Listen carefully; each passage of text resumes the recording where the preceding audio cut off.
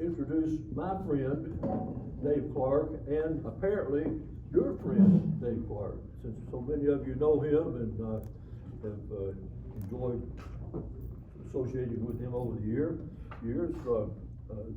Dave Clark has been one of the assets of Kingsport, who's moved here from somewhere else, you know. Jeff Fleming keeps telling us how these people are coming from everywhere, and Dave Clark is one of those examples that goes back to about 1992 1991. I came back in 92, so he was already here. I thought he'd been here forever. In any event, as I was thinking about introducing today, I realized that he, of course, is a West Point graduate, which we'll talk about in a minute, and Bunkie C. is a Naval Academy graduate. So we have an old graduate and a young graduate here. Only in this club does anybody call me young. Young is a relative term. Yes, especially here. Dave graduated from West Point in 1989, or 79 it was, and he served 13 years in the active Army overseas in Germany, in the United States. He told me when he was in the Army, the time he got out of the Army, he'd moved something like 35 times, so he claims he doesn't have a home because he never knew where he started from because he was gone a couple of days after that. But among his other Army duties, he was a battalion commander of a tank battalion in the region of the Fulda Gap in Germany, which was thought to be the Russians' gateway into the NATO countries all through the Cold War era. But he also he served a term in Leavenworth. So did our mayor, Pat Shaw. He served a term in Leavenworth, and they were Anyway, that's the Command and General Staff School for rising military people, and so here are two of the graduates right here who are leaders in our own community and great citizens of Kingsport as well. When Dave came to Kingsport, he got into the development business, and with Robin Miller and maybe some others, but he's been one of the real bright stars of development, but particularly in the non-public side of Meadowview, and we're certainly grateful for that. I look at the table over here, and there's the mayor, and here's the city manager, and here's the assistant city manager, and two of these guys are lucky to be here and probably would not be here without Dave Clark, because when Dave Clark was on the board of mayor and alderman, he's the guy who led the charge to keep everybody in downtown Kingsport from drowning with the Old Faithful eruptions, which happened every Friday afternoon.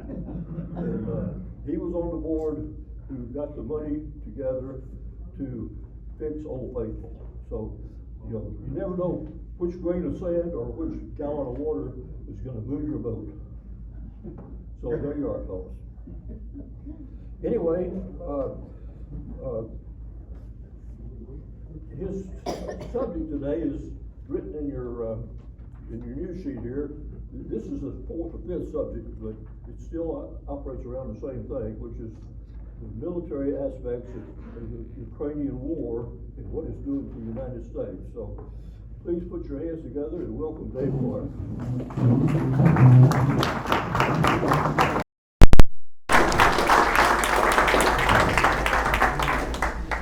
Is this thing working? Yeah. Oh, okay, there it is.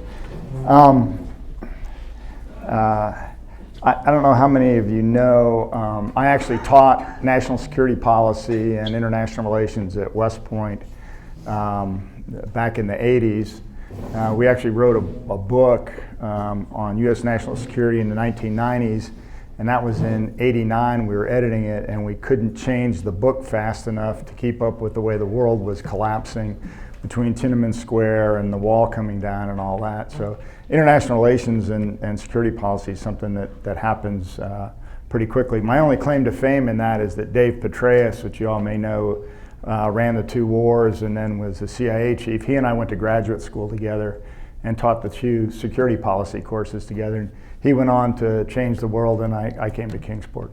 And I also want to congratulate Ken with y'all approaching the 100-year mark, and congratulating him for being at every single meeting since the start.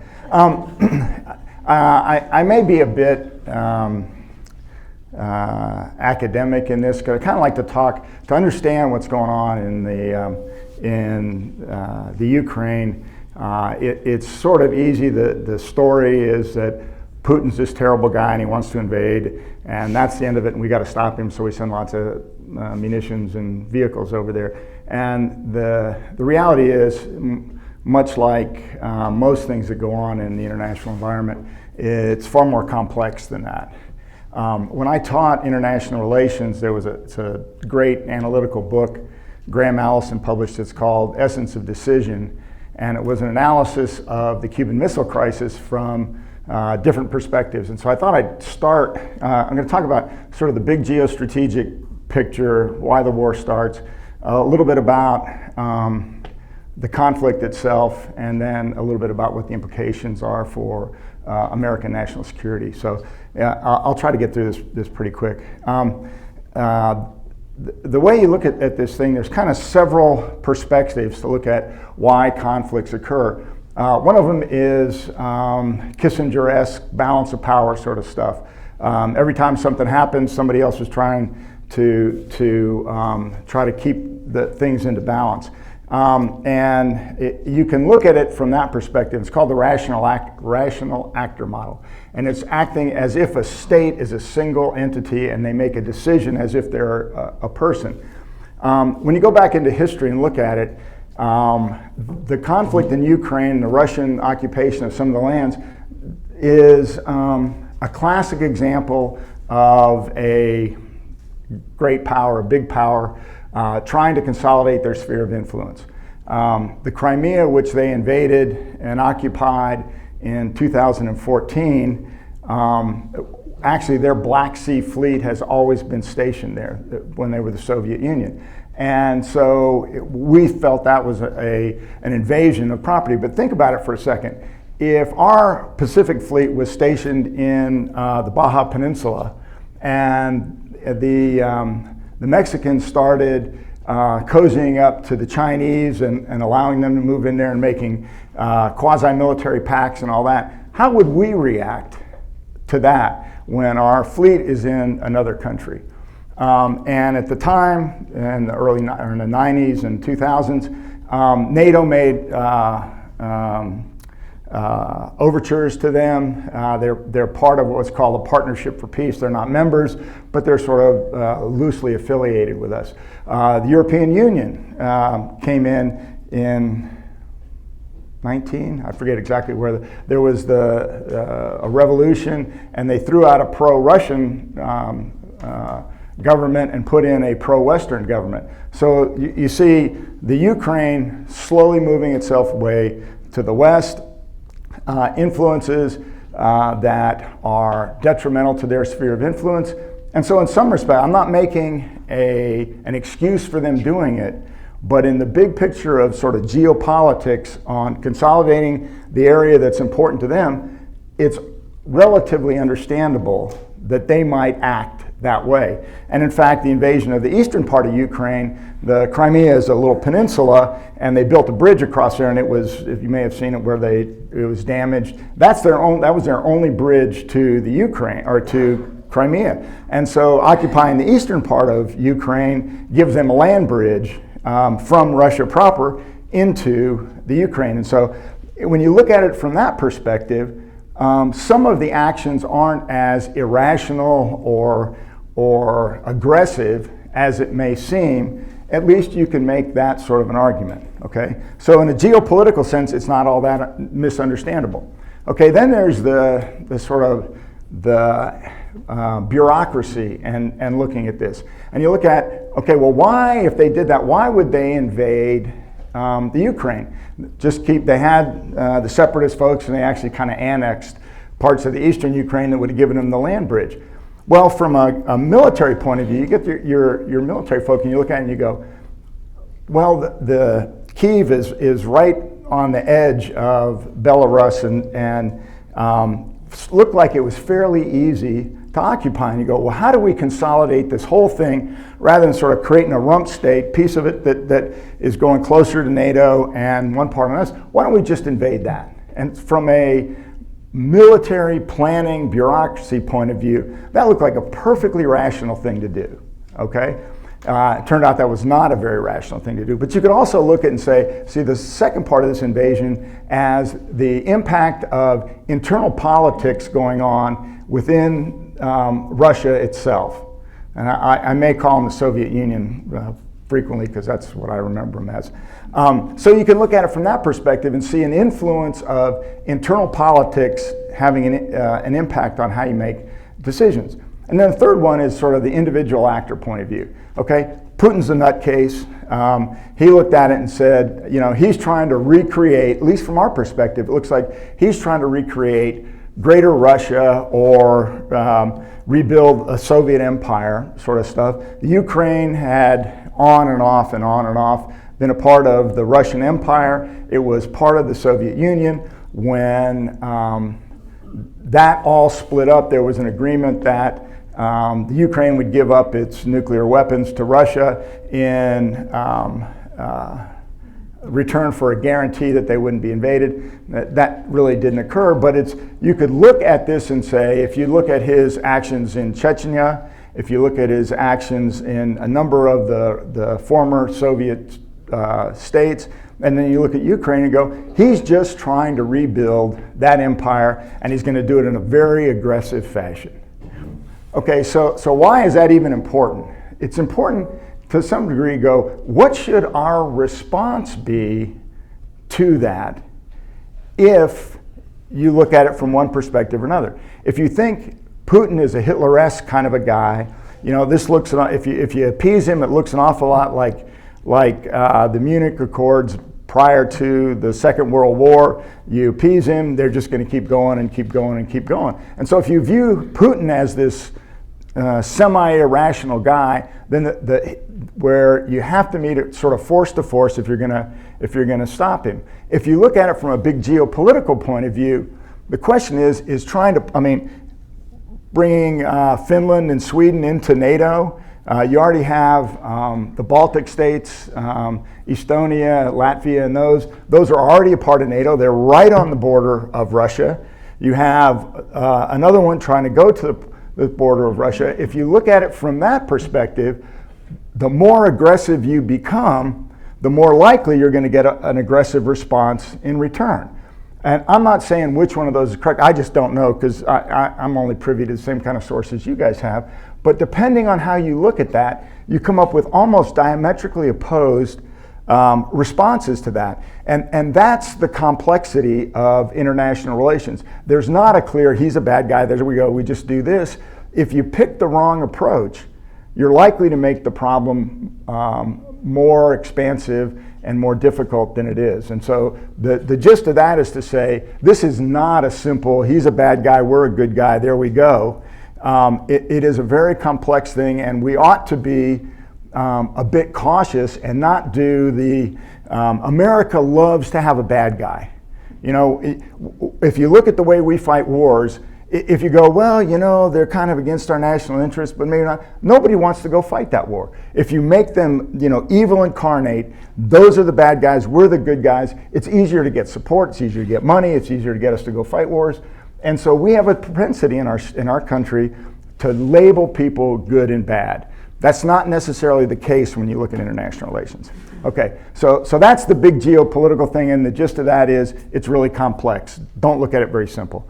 The next part is fighting the wars themselves. You see a lot of stuff about that this is the end of the tank, the heavy combat vehicle. You know, the Russians have lost gobs of everything and are now replacing losses of modern equipment. I mean, they're dragging out T-54, 55s, which literally are from the 50s and early 60s. And don't have any of the kind of capabilities that modern main battle tanks do. Stabilize gunfire, thermosights you can see at night. I mean, they're basically a dumb gun that's reminiscent of the World War II. And largely that's the case of the fact that modern anti-tank weapons are extremely sophisticated, particularly American anti-tank weapons. Javelin, for example, man-fired, you get an infantry guy, 2 guys out there on their own can stop a big armored vehicle. And not to get too technical, but they don't go and hit the frontal armor of these things, which are very protected. They go up and then they come down and they land on the top of the tank that typically has very light armor on it relative to the main frontal armor on a tank. So you're starting to see all these things being wiped out. There was even a report here recently that the Bradley fighting vehicles, the infantry fighting vehicles we gave them, there's I think 14 of them were supposedly killed, along with Leopard 2s, which are second, third generation main battle tanks that are fairly sophisticated. And so there's this I've seen a lot of things that say this is the end of the tank. The tank, it used to be, if you looked at Blitzkrieg from World War II, if you looked at the big armored sweep in the first Gulf War that wiped out Saddam Hussein and the Republican Guards, their elite forces, you look at, they were big sweeping battles with tanks moving around, and the tank was the dominant vehicle, the dominant combat system in that. And now they're looking at it and saying, well, it's now no longer that. And so we're starting to see an interesting thing that's happening in heavy combat that's now come back after the wars of counterinsurgency, that the systems that we used to think were the dominant systems, there's a question as to whether the tank is really the dominant system and what should we do next. There's also, if you look at missiles seem to be the big deal in this whole thing. The anti-aircraft missiles are devastating on both sides. Nobody's been able to gain air superiority, which means you can fly around and do whatever you want. If you have air superiority, you can make life miserable for guys on the ground. If you can fly attack aircraft and those sorts of things unimpeded, you can make a difference in the direct fire battle. No one's been able to do that. We sort of thought, we looked at the Russian, not Soviet, aircraft and believed that they had a very sophisticated air force, and they have not been able to gain air superiority. In fact, a lot of times they don't even come into the fight because it's been so devastating. And those are the man-portable rocket systems, anti-aircraft systems have completely dominated the battlefield and made the air superiority a non-issue in this. American doctrine, heavy doctrine is gain air superiority and use heavy fighting forces to take over the thing. Well, the two things that we think we're going to fight battles with are now sort of in question. And then you go, okay, well, are those really bad systems or not? If you look at the original, the invasion of Kyiv early on, there was this story of they all got on all these armored vehicles. Armored vehicles are designed to move fast, huge firepower, overwhelm the guys in front of you, get around behind them and attack their command and control, attack their ability to plan and move systems. And they're not designed to just sit there and slug it out and move one little piece at a time. They're designed for sort of big attacks that punch through the line and then disrupt everything behind it. And that's how you defeat the enemy, not by necessarily knocking off every single vehicle or every person they have, but by disrupting them to the point where they can no longer fight a battle collectively. You ruin their logistics, you ruin their command and control, and that was how big armored forces are supposed to be used. Well, the Russians all got on a road, and there was one road, and literally the vast majority of their firepower was on a road.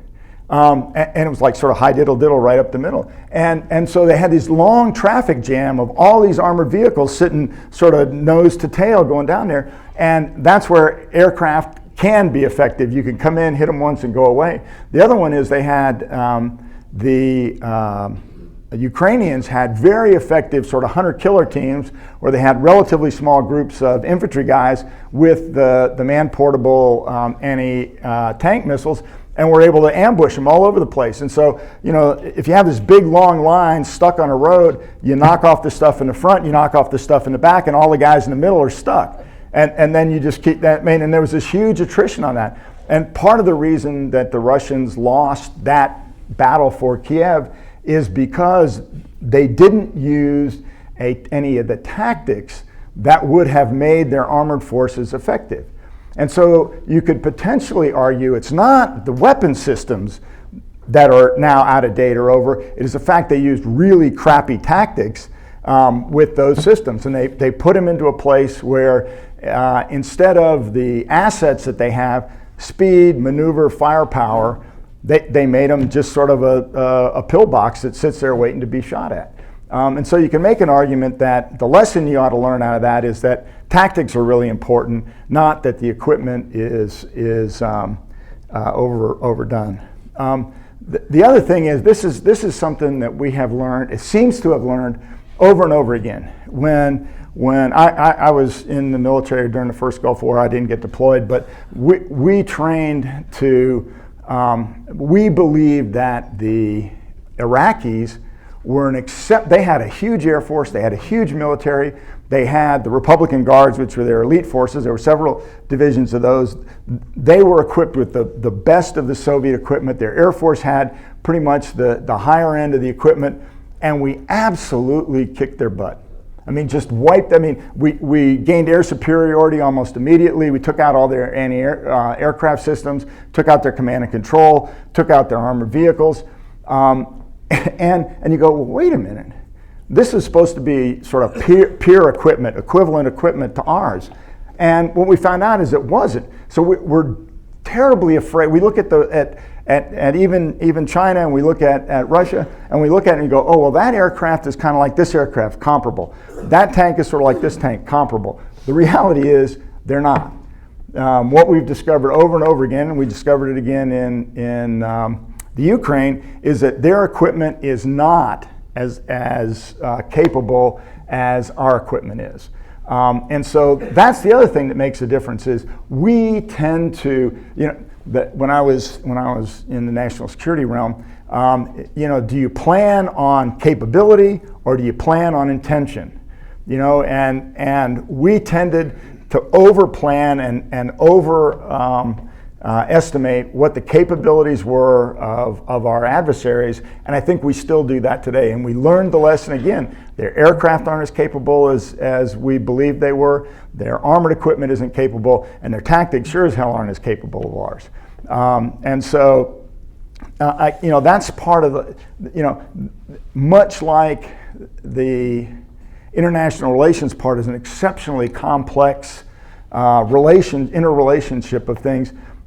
Analyzing the battlefield is likewise a very complex thing. It's easy on the surface to say, oh, all the tanks got beat up, so the tanks aren't useful anymore.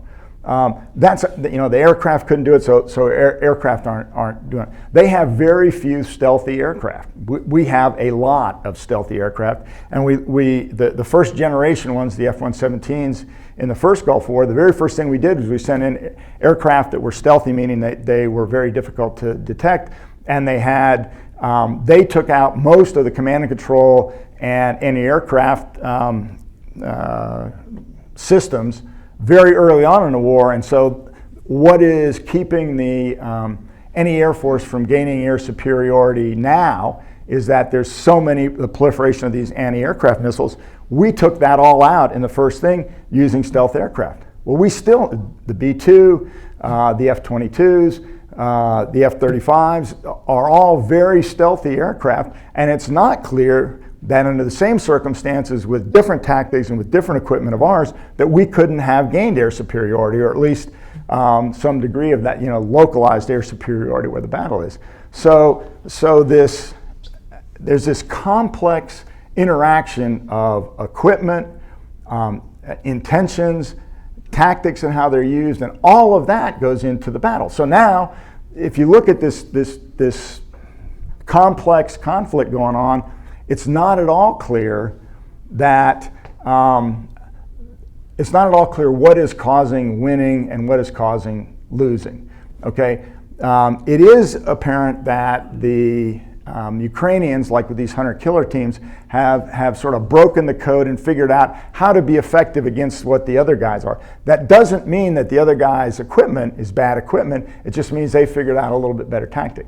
Now, there's a new offensive going on in the Ukraine now, and the battle has gone from being a battle of somewhat of maneuver to a straight attrition warfare.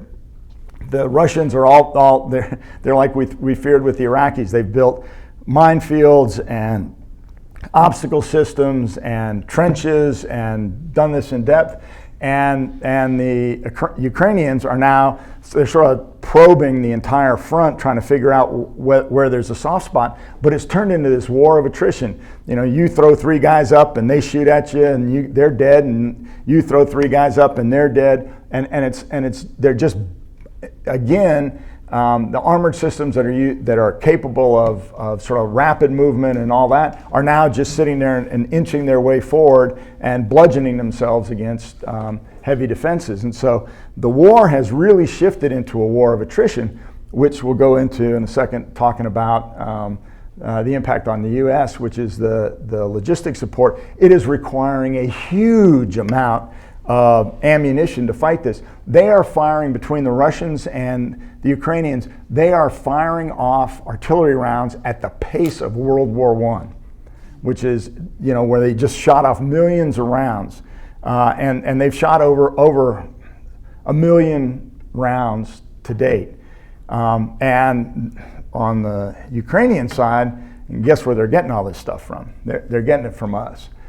It's not, in my view, it's not clear that the Ukrainians are going to be able to make a whole lot of headway in there, and you may start to see a stalemate going on, which, foreshadowing, I don't know is a bad idea or a bad circumstance. Okay, so what's the impact of this on American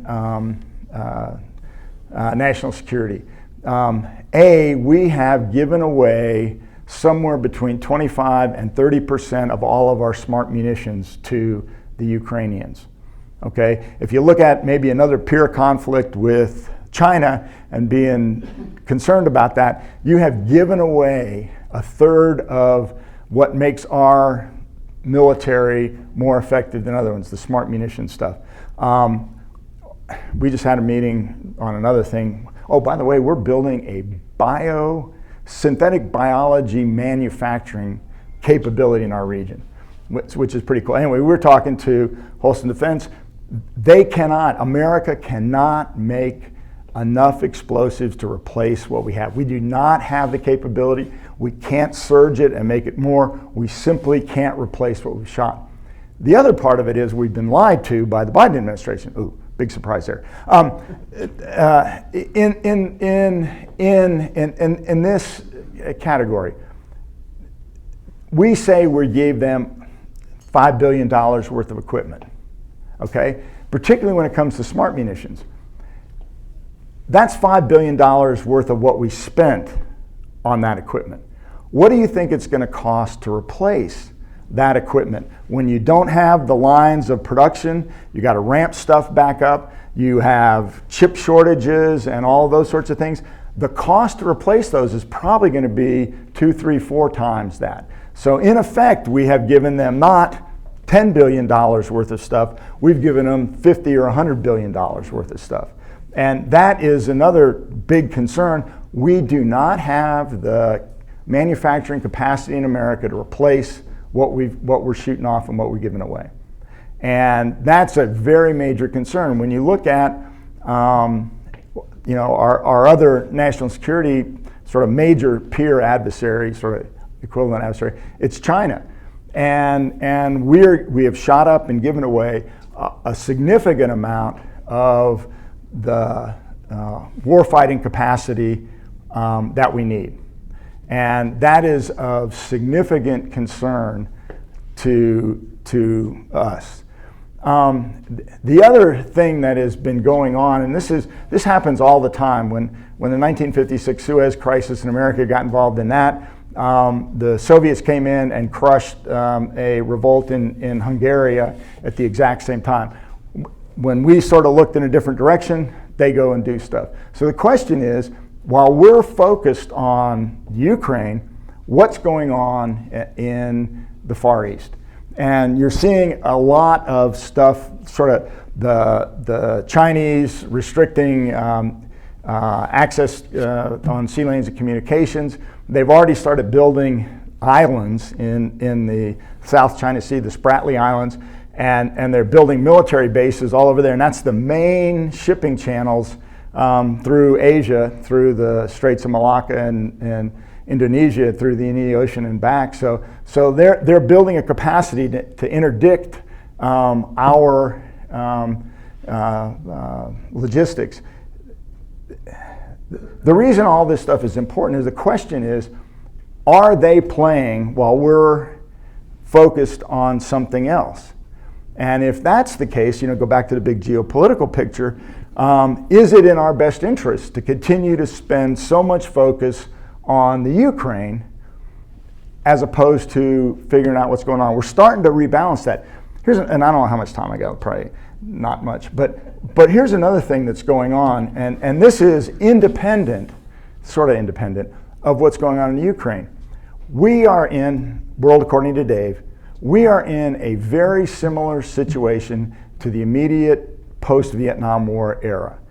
We had a military that was completely reorganized along the lines of counterinsurgency, light conflict, and all of a sudden we're finding that the world of big, heavy combat that we haven't seen in decades and decades is now all of a sudden reasserted itself. Our military has been organized around a smaller organization. The division was the lowest, and Pat can critique me, element that has independent logistics capability, and we've been organized around smaller units that required contractors to bring us equipment and all that. We're not organized to fight a big, heavy conflict. And so we're having to rethink, how do we do that? And in my opinion, we don't have the intellectual capability and the senior military leadership that we did in the immediate aftermath of Vietnam that changed doctrine relatively rapidly. We have got to reorganize ourselves, we've got to resupply ourselves, and we've got to think differently. That's a huge problem, and at the same time, we've got a peer adversary over here that's starting to play around in an area we don't want them to. My view is that you add all that stuff up, and we have fairly significant national security issues and concerns. So I guess that's the story. It's complex. It's not going to get solved easy. Oh, one more thing. So what should we do in this circumstance? The world, according to Dave, is we might want to start tapering off what we're giving to the Ukraine. In the balance of power world, an enemy of my enemy is my friend, and that's really what Ukraine is, okay? The Russians are in it, so they're our friend. But is it in our best interest to push Russia to the point where they see an existential threat? They may lose their base for their Black Sea fleet. What might they do if they get pushed right to the edge? Is it more in our interest to have some sort of an armistice along the lines where it's relatively hostile, the Russians still have to keep looking at it, and it doesn't push them to an existential threat? Would it be better for that to be the case so we don't have to worry about Russia now and we can refocus ourselves on the Ukraine? So this constant, we need to give them more, we need to give them more, we need to give them more, is it even in our best interest for them to win the war? That's a really crappy assessment because you're talking about people's lives and we love to have democracy and all that. But I got to tell you, every time we've gone out in the world and tried to export democracy, we have botched it terribly and we've left the world in a lot worse place than it is. I'm not certain that pushing this one to the limit in the name of creating freedom and democracy is in America's best geostrategic interest. So there, sorry.